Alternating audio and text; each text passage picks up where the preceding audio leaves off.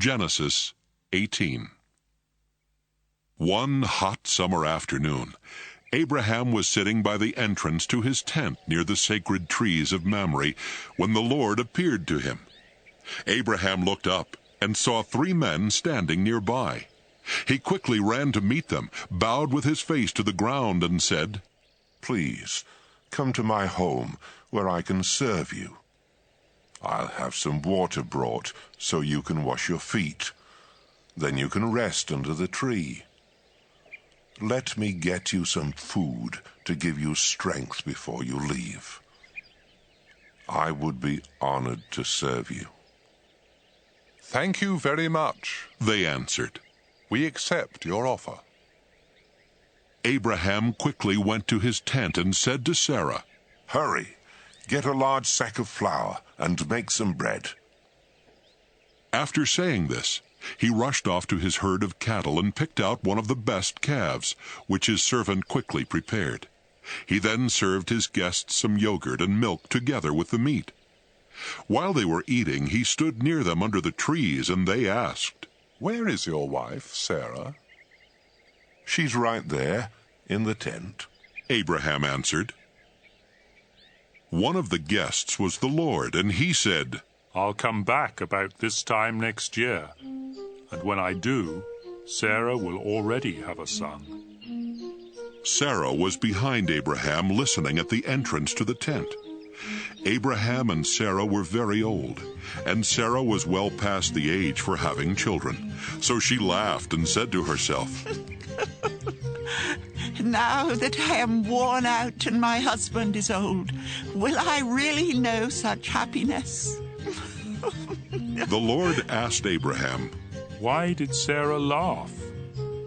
Does she doubt that she can have a child in her old age? I am the Lord. There is nothing too difficult for me. I'll come back next year at the time I promised, and Sarah will already have a son. Sarah was so frightened that she lied and said, "I didn't laugh." Yes, you did. He answered. When the 3 men got ready to leave, they looked down toward Sodom, and Abraham walked part of the way with them.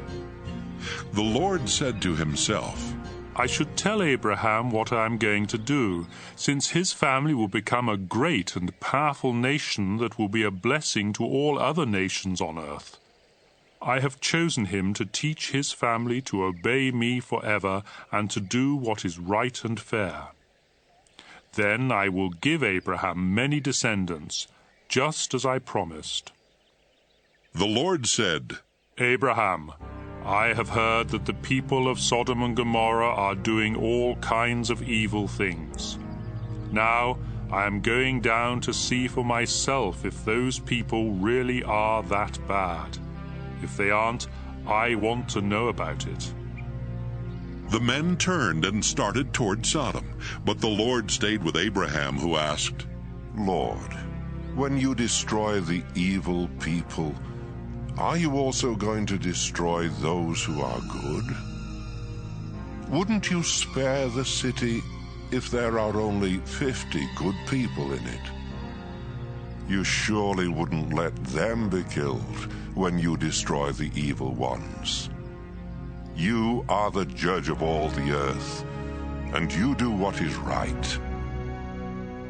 The Lord replied, If I find 50 good people in Sodom, I will save the city to keep them from being killed. Abraham answered, "I am nothing more than the dust of the earth. Please forgive me, Lord, for daring to speak to you like this.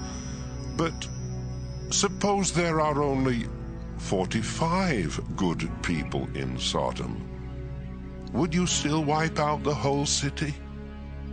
If I find 45 good people, the Lord replied, I won't destroy the city. "Suppose there are just 40 good people?" Abraham asked. Even for them, The Lord replied, I won't destroy the city. Abraham said, "Please don't be angry, Lord. if I ask you what you will do if there are only 30 good people in the city? If I find 30, The Lord replied. I still won't destroy it.